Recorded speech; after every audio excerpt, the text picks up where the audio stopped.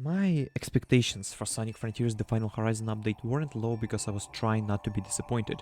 They were low because they had all the reasons to be that way. This game came out in November of last year to a mixed reception from critics, but an overall good reception from fans, and the game was done. I wouldn't call myself the biggest fan of Sonic, having finished only a few games, but I think I know what I expect from a good Sonic game, and Sonic Frontiers delivered on mostly all of those. Maybe it was a little bit overpriced, but that concern of mine that I haven't gotten my money's worth is certainly being put to the test with this free update.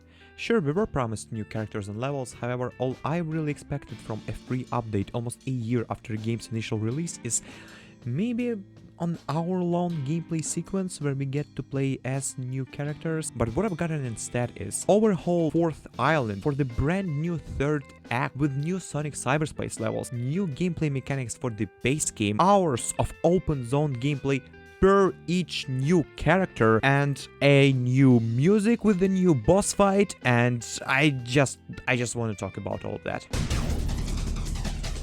Coming back to Sonic Frontiers, the first thing I've noticed is these new map icons, and I knew from the Bikura Box 12 video that there is some new move in Sonic Frontiers called the Spin Dash, a move the absence of which was very confusing to me. Going from a sprint into a ball is such an iconic Sonic superpower, a move present even in the very first Sonic game, but even if you don't know anything about Sonic gameplay, the ability of Sonic to curve into a ball is so iconic. Half of the visual appeal of the character, in my opinion, has always been that mid-running he can just turn into a ball and roll.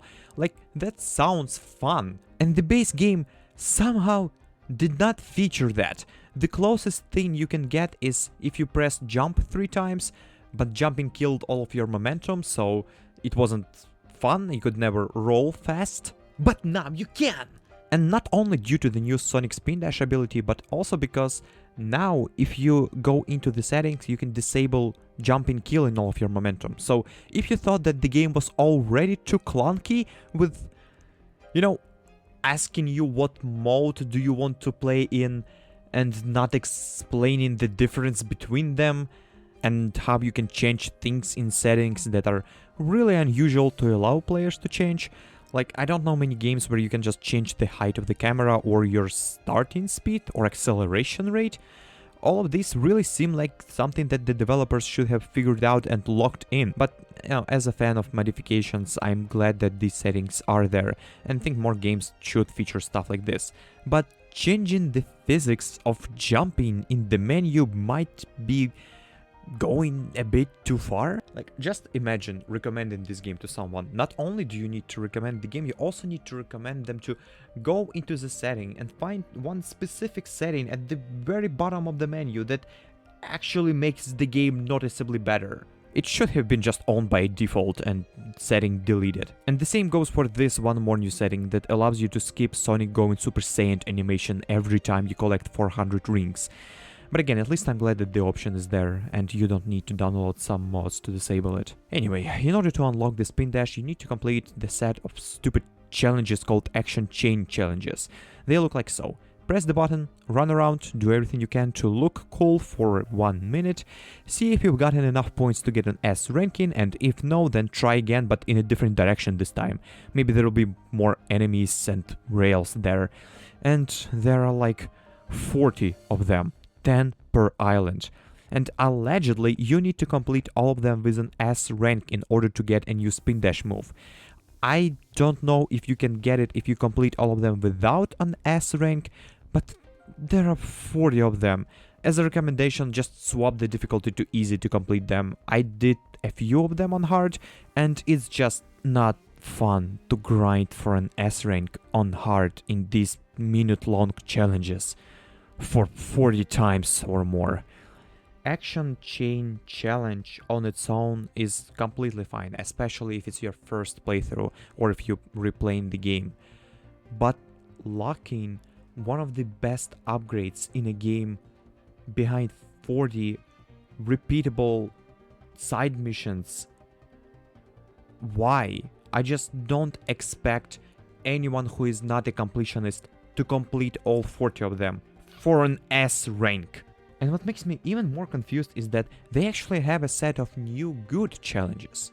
The new Coco challenges right there on the map are now what I can describe as mini levels incorporated into the open world, a technique that they will use to create a new open world structure for new characters in this free update. Now I keep calling it free update, we might as well just call it a DLC. It's an expansion! Oh, okay, or an expansion. Yes, these new Coco challenges are not particularly challenging, but there are fewer of them, they are more interesting, and you get to rescue these semi-living cute things that look unique and provide player with a good intrinsic motivation to complete all of them. Like, who wouldn't want to rescue all of these? Look at them! Which is why I think an average player would actually complete all of them in his first playthrough, but the reward for doing so is increased stamina, which is just like a convenience level upgrade. You'll probably barely use it. What I would have done is to simply swap those rewards. Maybe it's not a perfect solution, but I think it's better than locking a spin dash move behind 40 tedious, repeatable, minute-long, just do whatever challenges. But yeah, spin dash. Spin dash is pretty awesome. What I'm curious about, but didn't have the time to test, is if Sonic gets the spin dash move in the Final Horizon DLC, if you won't unlock it in the base game. On one hand, why would he? It's an unlockable upgrade. On the other hand, all of the other playable characters have the spin dash as an unlockable move. So even if you didn't grind for it, you will get to experience it, but you won't be able to use it in Cyberlevels. And sometimes it's very fun to use it in Cyberlevels. And also, spin dash is very fast. So the fact that everyone except for Sonic has the move makes all characters faster than Sonic in gameplay, which is bad because, you know, being fast is kind of his thing. Insert the word ludonarrative dissonance in here. We'll get back to it later on. One final addition that I didn't cover is music notes scattered all over the island. It is not like Banjo-Kazooie because every single one collected unlocks music from previous entries in the series, and you can swap the music on the fly in the open world. The only thing I care about is that Mystic Ruins is back, which is... 2 stone statues. The door... If you know, you know. Very nice feature overall, more stuff to collect in the open world and with a very nice reward. And to my surprise, there are music notes on the Rhea Island. So now there is something to do there besides the main mission. But I will save it for my new game playthrough one day. For now we can skip all of this because the Final Horizon DLC has its own music for open world sections and it's really good. But first, what is Final Horizon? What are frogs? Yeah, so it's kind of a weird thing, totally not what I expected, because the Final Horizon DLC is essentially overwrites this third act of Sonic Frontiers. Sure, it says another story on the map, but it's not another story, it's an alternative ending. Yeah, if you thought that the timeline in Sonic Frontiers already doesn't make any sense with characters referencing stuff from previous games for the sake of referencing, DLC has that as well, by the way, then now it is even more confusing, because Sonic Frontiers now has 2 endings with major difference between them, and it's not like there is a good and a bad ending. No, there's just ending number 1 if you play the base game, and ending number 2 if you play DLC. And the DLC's ending, I guess, overrides the original ending, except the original ending already had an after credits scene that suggested like a sequel or something, but now that scene is redundant, I guess? I have no idea how developers expect new players to react to this, or what is even the correct order to play Sonic Frontiers. Do you clear out the base game first and then the DLC, or do you go into the Final Horizon portal as soon as you arrive on the 4th island and be satisfied with that? Or do you clear all the portals and side quests on your 4th island and then, before the last mission, go into the portal? That last one, I think, is the best strategy. You're getting all of the content, skip the horrible moon battle, and get a better ending anyway. In order to start the DLC, you need to enter a portal that has now appeared on the 4th. By the way, I keep calling it 4th island, but it's actually the 5th.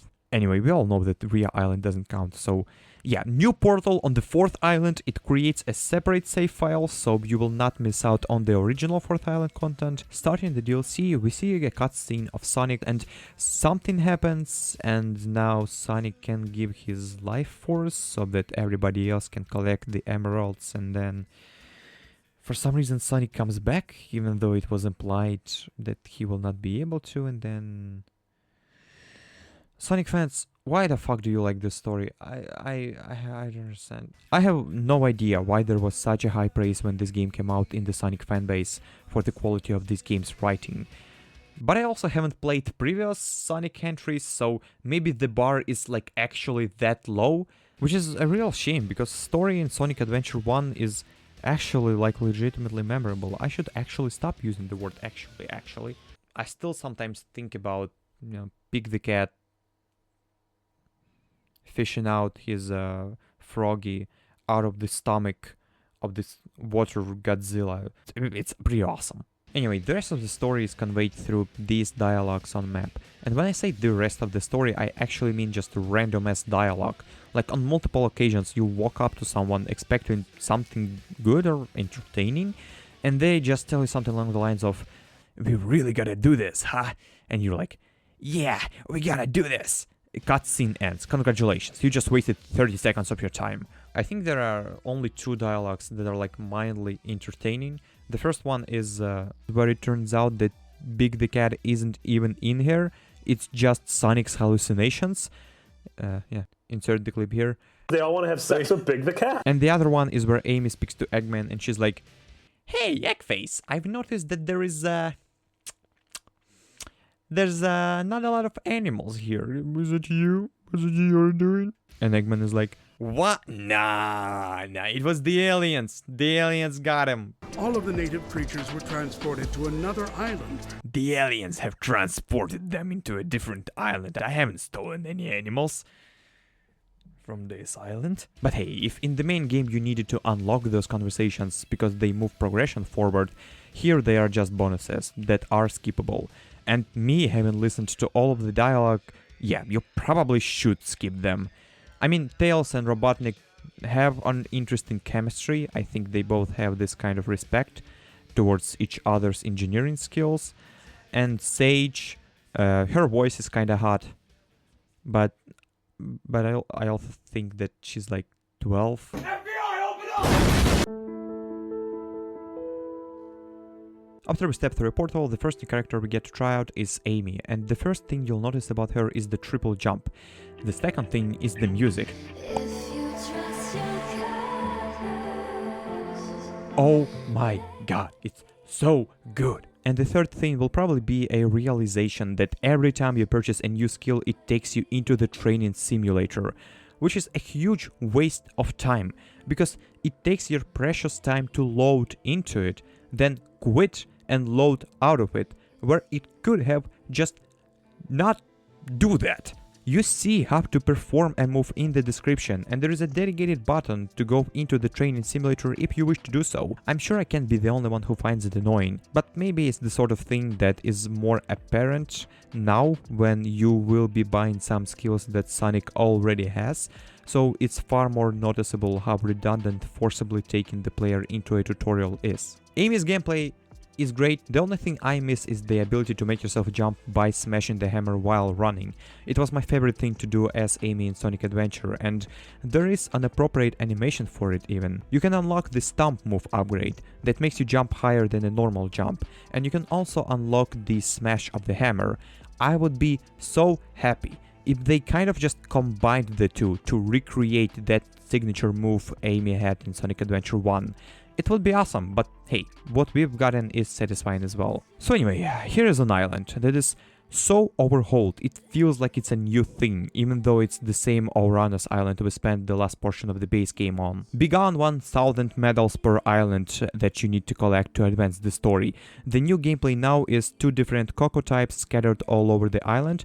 One unlocks the map, the other one gives you ability points to buy abilities. And instead of being located on the ground like the base game map unlocks, although those are still present, They are located in a sort of mini platforming challenges in the open world gameplay, similar to how the new Coco challenges are located in the base game now. You can still use shortcuts if you're clever enough and kind of skip a so-called level portion of the open world, but it's kind of an appeal of Sonic games for me to be able to do that if you choose to do so. Freedom of movement allows for shortcuts, and the game is very aware of that, because some of the Cocos are placed in a closed-off locations, surrounded by indestructible walls, so you cannot just shortcut your way to the reward, and those challenges are usually the best ones. So yeah, you are on an open world now, go unlock new Cocos that allow you to unlock new map, and new abilities that allow you to find new Cocos easier, that allow you to unlock more of a map and new abilities to find more Cocos. A simple male brain gameplay loop. And when you get tired of Amy, just go to the marker to progress the story and switch to Knuckles. You can call me Knuckles. Unlike Knuckles, I don't chuckle. I'd rather flex my knuckles. Coming back to the ludonarrative dissonance. Knuckles is supposed to be strong, right? Like, stronger than Sonic.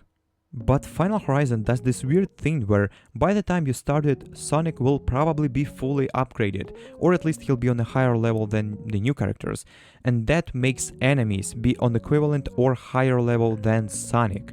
And all of the new characters are level 1, so when you roam through the world and see a ninja and probably tell yourself you're that ninja, you run. Because it will take you more than an hour to kill a Guardian as a new character. That's why I honestly don't see a reason to discuss attack upgrades for new characters, because you most likely won't fight as them. I mean, unless you are a masochist. But hey, at least running away is fun. One of the upgrades gives Amy this witchcraft motorcycle that does damage to enemies if you run over them. She uses a hammer as a seat and cards as a giant wheel. Yeah, it does look like a big wheel. The problem with this upgrade, however, is it replaces the standard boost, which is not ideal for platforming. Like for those situations when you want to just quickly correct your direction or use the boost for additional speed, you are forced into this animation. And yeah, I don't like it. It doesn't feel good, but a similar upgrade for Knuckles doesn't do that. It functions basically the same as a normal boost, except it turns Knuckles into a drill that deals damage, which is mostly useless for reasons explained earlier, but as a visual feature that separates characters from each other, I like it.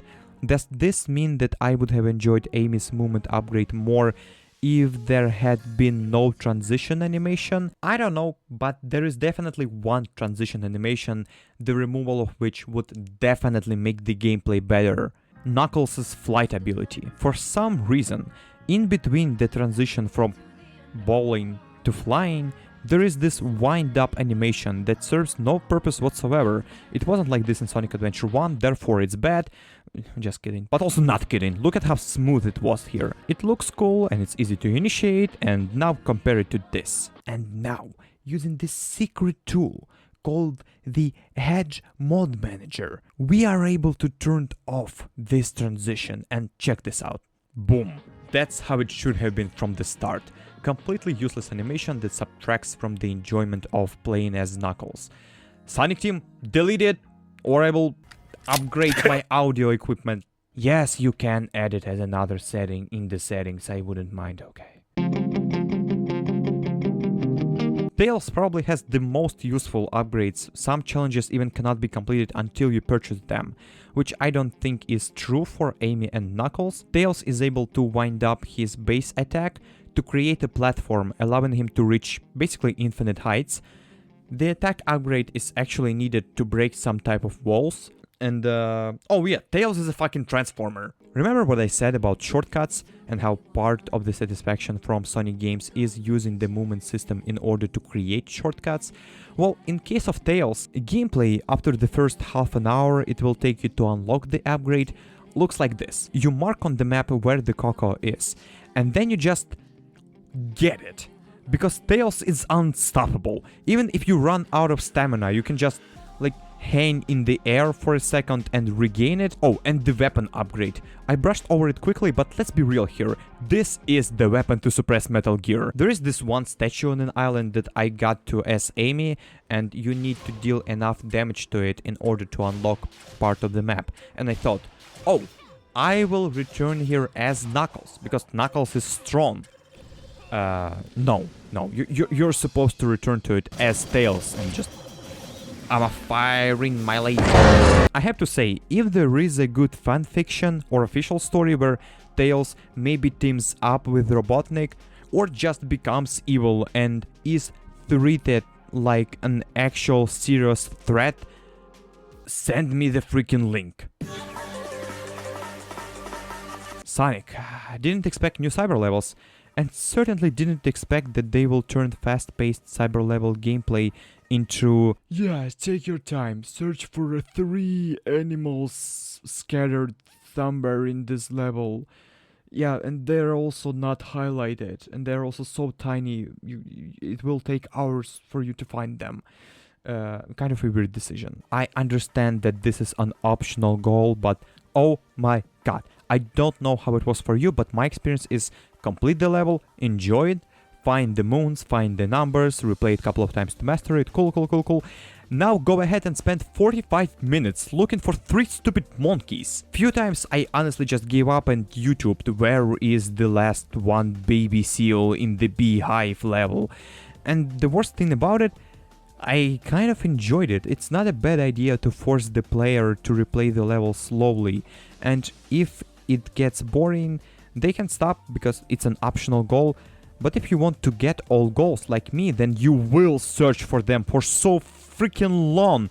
I had a 2-hour play session, all spent in one cyber level, and probably an hour and a half of that was looking for animals, being too stubborn to give up and look it up on YouTube. But apart from that, new cyber levels are awesome, with enough variety of all sorts, like how sometimes you need to compete with Tails, or there is a new mechanic of boosters thrown in, or the lower gravity, or the entire level is just a complete mindfuck. I'm looking at you, 4D. 4D, more like 4-dimensional, because that level is so confusing. Actually, isn't the 4th dimension is time? So if the level was called 5D, it would actually make more sense. Whatever. I still enjoyed it though. What else is there new for Sonic except for Cyberlevels? Oh, well, the towers are back, and I honestly love towers. Climbing towers, it was a highlight of the main game, and nothing can really beat making a mistake and watching Sonic fall for what feels like 2 solid minutes, and then getting the satisfaction when you finally reach the top. The only thing that bothers me is the second tower doesn't respawn destructible walls. So, what you're seeing right now, I'm not sure if this is intended. If you fall at least once, you will have to do this. Just balance yourself on the edge of these walls. But yeah, other than this, which I sincerely believe to be a bug, honestly, it's pretty good. Unfortunately, I cannot say the same thing about fights at the top of the towers though. I mean, they are average, I didn't have any issues with them, except for one, which I kept failing over and over again. One of the towers gives you a very strict time limit to deal with 4 armored enemies, and I would like to point out that the game draws special attention that the only ability available to Sonic is the Cyclops. So your initial strategy will probably be Cycloping? Is that a word? Cycling around enemies to get them to lose their armor. This way you can land 2 or 3 hits before the armor comes back to them. But it's not what you're supposed to do here. I've seen people on YouTube complete this stage using this strategy, but from my experience, at least on hard, beating this challenge like that is impossible. Here's what you need to do. Provoke them to attack you. When they attack you, they lose their armor, because their armor is also their blade. Attack them back and then block the blade once it's near you.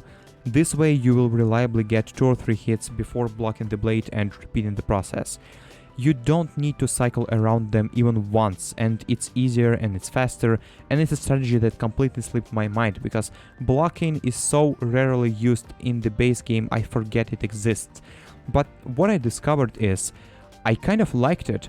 I just wish that the text that mentioned your Cyclop ability also mentioned the blocking ability. It's not like you're using this ability constantly. Like in Devil May Cry 4, during that last mission, they did not need to remind you about the counterattack, because blocking is such a significant part of the base game. But this isn't Devil May Cry. If it was, there would probably be a mandatory boss rush you would need to complete in order to get to the end of the game. Oh no. What the hell is this? Okay, so this is crazy. You need to beat 3 bosses with perfect parry, with a strict time limit in form of rings that you have only 400 of. Yeah, we don't care if you upgraded Sonic's rings capacity, you dumbass. All stats go back to 1, and the rings don't respawn in between bosses, so you cannot refill them. Now, the whole thing itself, in my opinion, is kind of stupid and needless and doesn't fit the scene of the rest of the combat challenges, and all people who will be playing the game for the first time now will have to beat the bosses twice. But all of that is kind of okay if it wasn't for 3 things. Number 1, the bosses have poor indication of an attack coming, especially the Wyvern, making the perfect parry not a matter of reaction time but a matter of pure memorization. Number 2, needless climbing up the towers and titans. Yes, especially the Wyvern. You have to climb up this tower first, then run on its tail for like few minutes, and only then you can start the boss fight. Repeating that over and over again gets tiresome very quickly. If all 3 trials just spawned you as the supersonic immediately, it would be a lot better. Number 3, the rings time limit. Instead of making fights exciting, it just makes everyone abuse the stomp move over and over again. If they'd bump it up by like 200 or 300, it would be better, and perhaps they could do that if the player chooses an easier game difficulty. Yeah, you know what? Number 4. Changing the difficulty doesn't affect anything. I wouldn't complain about time limitations in the form of rings if changing the difficulty to easy would make boss fights shorter, but it really doesn't, or at least not to a noticeable degree. And it's the first time for me when I saw a challenge and my impulsive response was not "F you developers, I'm going to master it." It was okay, this is stupid. I can't be bothered. Let me just search for cheat codes or something. While looking for a way to complete this Knuckles crap, I've stumbled upon a tool called HedgeModManager, and I'm sorry, what? I could have played in ultra widescreen all this time? I can disable the framerate limiter, not only for gameplay but for cutscenes as well? Why is this tool not mentioned by every single Sonic Frontiers reviewer? It's freaking awesome. I just wish I discovered it sooner, because as I've already mentioned, someone did the work and you have a setting that allows you to disable Knuckles' transition gliding animation, but I already collected everything as Knuckles before I discovered this tool. Besides that, you can also disable annoying tutorial pop-ups, disable the Starfall cutscene, randomize music for Cyberlevels, and just so much more, including cheats, which I use to give myself an infinite rings, and I'm not even ashamed. Having this challenge to be mandatory to complete the final horizon is needless and stupid. And you want to complete the final horizon because the final boss fight was overhauled, and it's freaking awesome. I've honestly forgotten that the final boss of Sonic game was this Nier Automata style Galaxian kill the moon crap. I honestly would have been happy if the final boss fight was just a copy-paste of the final Titan but without the moon. But what they did instead is even better. The moon hooks up to the Titan. I'm sorry, by the way, I keep calling it the moon. I think it's just like some asteroid or whatever. Sonic Frontier story be like. Anyway, the end hooks up to the Titan like it's Venom Bane was on Arkham Asylum, and he gets on his 4, but not like a dog. He died like a dog. I'm sorry, not like a dog, but more like a blind monster from Resident Evil 2. And the fight evolves into a second stage that incorporates timed parries with puzzle-like elements to it. Because the Titan keeps regenerating health, you need to figure out what to do with that. You need to hit the tubes instead of the head. And then when he drops his weapon, you need to cycle around it. And it may take some time to figure it out, but it's okay, because in the background, the new version of I'm Here is blasting, and you feel the power, and then you finally beat him.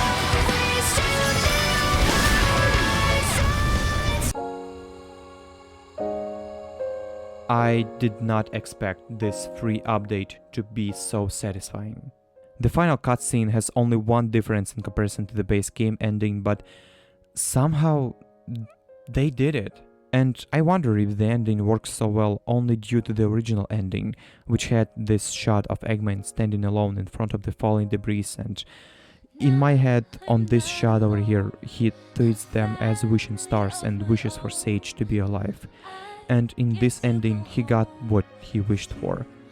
Except it wasn't him who made the wish, it was him from base game ending or something. Again, the base game has an after credits scene where Eggman resurrects Sage or something.